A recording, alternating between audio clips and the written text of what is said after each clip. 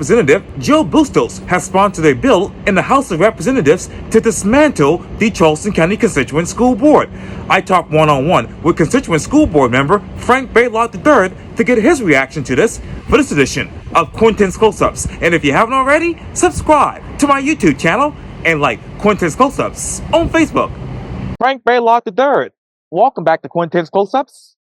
Thanks for having me, Quintin. Oh, I appreciate it greatly. Needless to say, you are a parent, a Charleston County School District parent, and you are also a Charleston County School District Constituent School Board member representing the District 10 area. And as you know, Frank, recently the Charleston County Legislative Delegation is actually looking into changing or actually eliminating the 8 constituent school boards and districts in Charleston County, and recently discussed changes that could actually affect groups that manages issues within the Charleston County School District. Those groups are known as the constituent school boards, as you know, and the Charleston County School District is actually the only school district in the nation that still has constituent school boards. The district website lists at least 8 constituent school boards. The delegation had a joint delegation meeting recently and discussed the district's constituent school boards. At the end of that particular meeting, state representatives say that they will actually have a plan to take the conversations to Columbia, looking at changes to be made. And in fact, as you know, earlier this week, State Representative Joe Bustos became a sponsor of a bill to dismantle the constituent school boards by, I believe, July 1st of this year. Tell me, Frank, as we sit here right now, why this? Why now in your mind? That's a great question. Let me be clear about something right out the gate. Yes, sir. I'm not here speaking on behalf of the D10 Constituent Board. Right. I'm not really here speaking as a D10 Constituent Board member. Nothing I'm saying has been endorsed or run by the chair or any other members. I'm speaking to you entirely as an independent citizen and a parent. I personally had a couple of unique experiences in the past several months. First of all, my daughter went before the D10 Constituent Board before I was elected in October 24, 2024. And the hearing was, I'm just going to say, had a lot of irregularities and was mishandled and was unanimously overturned by the Board of Trustees based on their review of the hearing. That sort of opened my eyes to the possibilities of due process errors and irregularities that could or could not occur at the constituent board level. As you know, the D4 constituent board was in the news for sending kids who were, pistol whipping kids on the bus and firearm related charges, sending them right back to school without even any expulsion or alternative program placement. So there's been issues of a lack of consistency across the district where some constituent boards are sending almost every kid to an alternative program, regardless of their history. And then some boards are sending kids back to school that are literally dangerous and perfect examples of kids who probably should go to an alternative program. I've always questioned the constituent boards. I've always wondered, why do we have these? And I know there's been back and forth about whether or not the constituent boards could increase their responsibilities, they could do more, they could provide more representation from the immediate community. And that's all just become talk. It's never resulted in any action. And over time, the constituent boards have turned into these weird places where disciplinary hearings are held, and they're held by people like me with no real expertise in child disciplinary issues, due process, law, fairness, all kinds of things. We're just not equipped to do these, and they need to be done by professionals like those in the district under Dr. Coakley's leadership. And so I've come out publicly supporting that. I support what the delegation is doing, and I look forward to working with the district to have a new disciplinary process that's fair and equitable across the entire district. Well, let me break down a couple of things that you just mentioned, Frank. Obviously, let me go back to your situation with your daughter. You mentioned in this particular interview that there were some irregularities. What were those irregularities, and how does that actually match us up with the school district's due process that you believe should have been given to your daughter? A couple of things. Part of the reason I bring up my daughter is because I want everyone to know that I have experience on both sides of the table, if you will, as a parent whose kid's gone before the constituent board, but also as someone who's looked at it at another angle. At the same time, I want to be very upfront about my own personal bias, right? How this impacted my daughter has affected me in ways that probably contribute to my bias. What happened in my daughter's hearing, for example, is that she was in a fight at the James Island West Ashley football game. Her and another girl got in an argument in the bathroom, and they slapped each other and pushed each other, and the fight ended. Later on that evening, I went and picked up my daughter from the game, and she was told she had to leave, which is normal, and there should be consequences for that fight.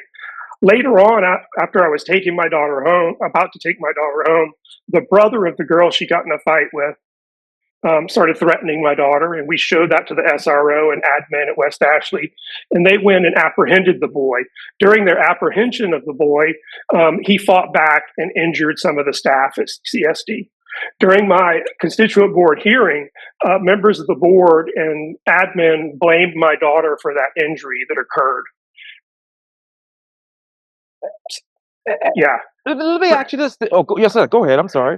So they were blaming my daughter for an injury that occurred unrelated to what her fight was. Like a boy injured an admin that was not related to. So that was the first irregularity. It just seems very strange that came out of nowhere. We had not heard anything about that. Anytime you go before the constituent board, all of the evidence that's going to be presented against your child should be provided to you. And nothing was said about my daughter causing that injury. Wow. Let me ask you, okay, that administrator that was actually injured during this particular fight, after the fight with your daughter and the other their girl allegedly, did they get any evidence or any testimony from the administrator himself when this hearing took place? That, I believe, was the principal, Dr. Brandt, who was injured in that altercation with the brother of the girl my daughter fought with. And I don't believe he was present at the hearing. Additionally, a video was shown of two girls fighting in the bathroom, but it was of two girls that did not include my daughter. So we had these two really unusual and weird pieces of evidence that were presented, which I think are the largest irregularities worth pointing out. Did you and your family challenge this particular evidence illegally? Okay. We challenged it during the hearing, and it fell upon deaf ears. And they went into executive session and came back and then decided that my daughter needed to be sent to Daniel Jenkins. And when exactly did she go over to Daniel Jenkins, or did she actually? She did not. She did not go to Daniel Jenkins. I was advised not to send her to Daniel Jenkins. Okay. We sought advice from an attorney, and once we submitted our appeal to the school district, they actually arranged for the board of trustees to have a special called meeting just to talk about my daughter's case. So they ended up meeting 2 weeks early just to look at my daughter's case, and as I said, they unanimously overturned what the constituent board did. Why didn't they? And when some people look at this particular interview, Frank, they might say, well, hey, why didn't they give your daughter probation versus going to an alternative program? I think to be honest with you, Quintin, before I served on the D10 board, I had some experience in disciplinary hearings serving on the James Island Charter High School Discipline Review Committee. And during that, I had a way to sort of calibrate the expectations for what the progressive discipline plan calls for with certain types of things, like a fight, like a slap kick fight, like my daughter had. Typically, if you have no other injuries or major issues that happen because of that, and it's the kid's first offense in their whole school, you would expect that there would be probation for the remainder of the year. And honestly, that was what I was expecting. I was surprised that this evidence was presented that tried to increase the severity of this situation and make it look a lot worse than I think it was. I don't have any evidence that was political retaliation because I have disagreements with Joy Brown and Rodney Lewis over education policy issues. Some have suggested that, but I don't really have any concrete evidence to support that. But something funny went on. tell you that. And I hope to get Jory Brown and Rodney Lewis on Quintin's close-ups to give their side of the story on this particular case. But what progressive plan should be intact right now for the constituent school boards? Well, I don't think the constituent school board should exist anymore. I think they should go away, and I think that the discipline hearings should be held by professionals and experts in education, due process, and child development under the leadership of Dr. Coakley, under the chain of command of Anita Huggins, and thereby accountable to the public through the Board of Trustees. Anything that happens in that hearing can still be appealed to the Board of Trustees if there are irregularities like I saw. Well, let me ask you this. According to this particular bill that State Representative Joe Bustos just filed, he wants all the constituent school boards to be dismantled by July 1st. So can you put a progressive plan in place right now until July 1st comes about? You mean the progressive disciplinary plan is already in place. Okay. It's implemented by administrators at the school level, but it's something that constituent board members and disciplinary hearing officers are supposed to reference in the context of a disciplinary hearing. Are they using that? Are they going by that? Yeah. Okay. I think they are, but I think in my daughter's case, they did not, and I don't know why. Did they use this in any other case, or just? I don't know. I can't speak to any of the cases I've seen as a constituent board member because they're all confidential. Right. And in all fairness, I don't think the other members can speak about my daughter's case because of confidentiality. Now, if there's any way I could waive that confidentiality, I'm willing to do that.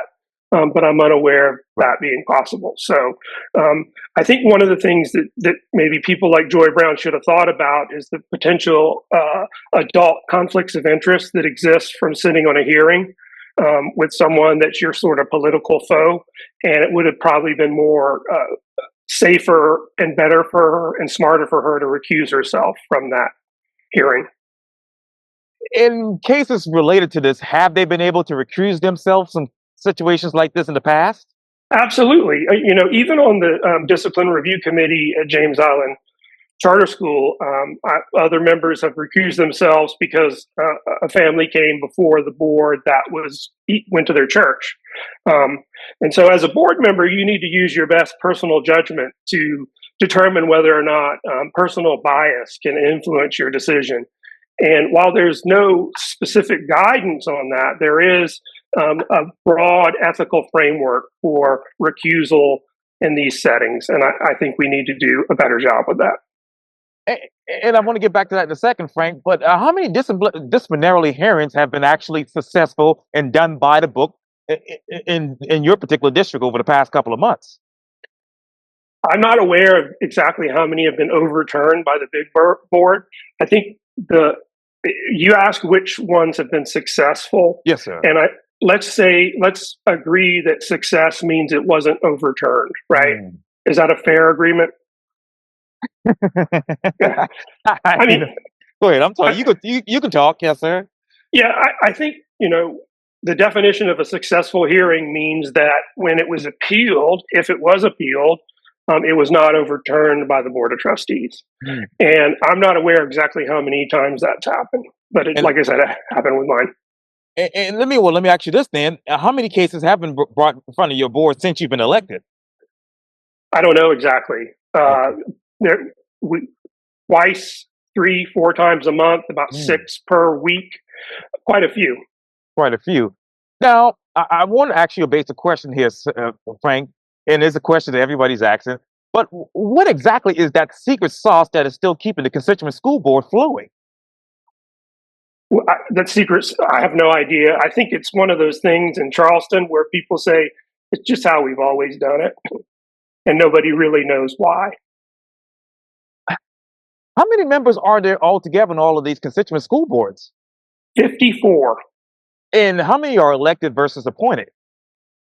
They're all supposed to be elected, but a lot of times people don't file for the office, so they end up being appointed by the board itself. So I don't know exactly how many are elected versus appointed, but you think about that. You've got 54 elected people across the district making decisions that could impact a child's life permanently. who are those people and what are their qualifications? And let me ask you this: of those 54, Frank, how many of those truly understand due process, behavioral health, human development, and actual legal issues? Well, Quentin, if it's not 54, it's unacceptable. Is it fair to say 10 of them do, 20 of them do? I don't, and I'm on there. So, I think that, we're past the point where we need to turn this over to professionals, and it's going to help the kids in the long run.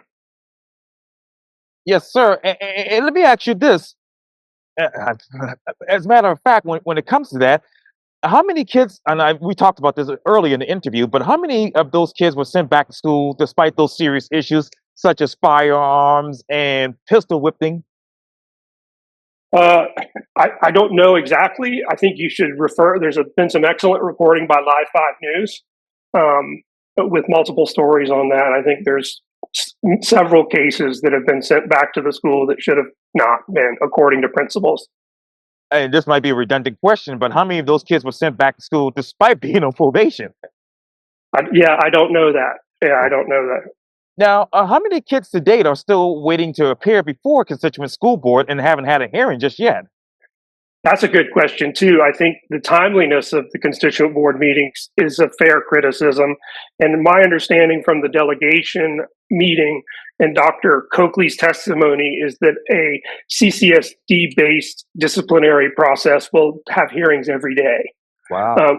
which means that hearings will be happening a lot quicker than they are right now. Right now. And so, to basically dismantle those constituent school boards, is this based on one particular school district or all the districts or all the constituent school boards, I should say? That's a good question. I think if you listen to the delegation meeting that happened a few weeks ago, there was pretty widespread agreement that this is a situation that needed to change from members of the delegation that included D23 out in Hollywood, North Charleston, as well as Mount Pleasant and other parts of the district. So the main problem, Quinn, I think, is lack of consistency across the district. The county's huge, Yes. right? And you've got 54 random people who are like me making decisions, and it's got to be a nightmare for the district to try to rein all that in and make sure that kids are treated fairly. And that's just not happening right now. And the most striking thing I heard in the testimony from Superintendent Huggins was when Representative Stavronakis asked her if there was evidence that students, teachers, and school staff were being put at risk by the constituent board, and she said yes.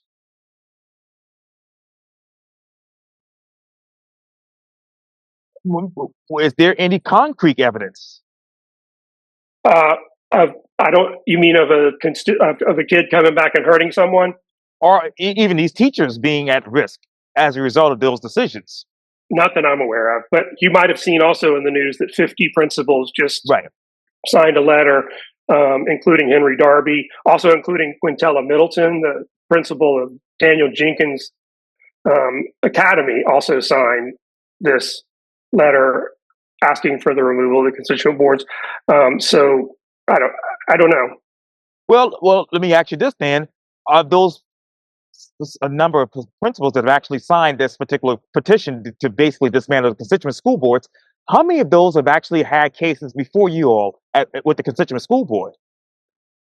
I can't say exactly because the only principal I saw from D10, I remember off the top of my head, was Kevin Smith at C.E. Williams, Oh yeah. who signed the letter. I don't believe Dr. Brandt from West Ashley High School signed the letter. We typically don't, thank God, see kids from elementary school. It's mostly middle school and high school.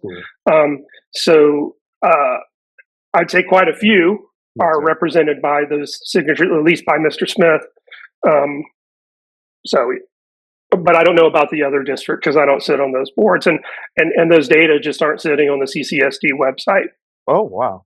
So let me ask you this then: why not just have mandatory training versus just a total elimination of the constituent school boards? That's a good question. I think I think there's a that would only over time probably decrease the number of people that file to run. If they see that they may not meet the qualifications, if you tighten up the qualifications, right, and raise the bar, if you will, that's just going to make less people file. And then how are you going to find people to sit on these boards? I think the best way is to have, as all other districts in the nations do, certified, educated experts conducting the hearings and not people like me with some training.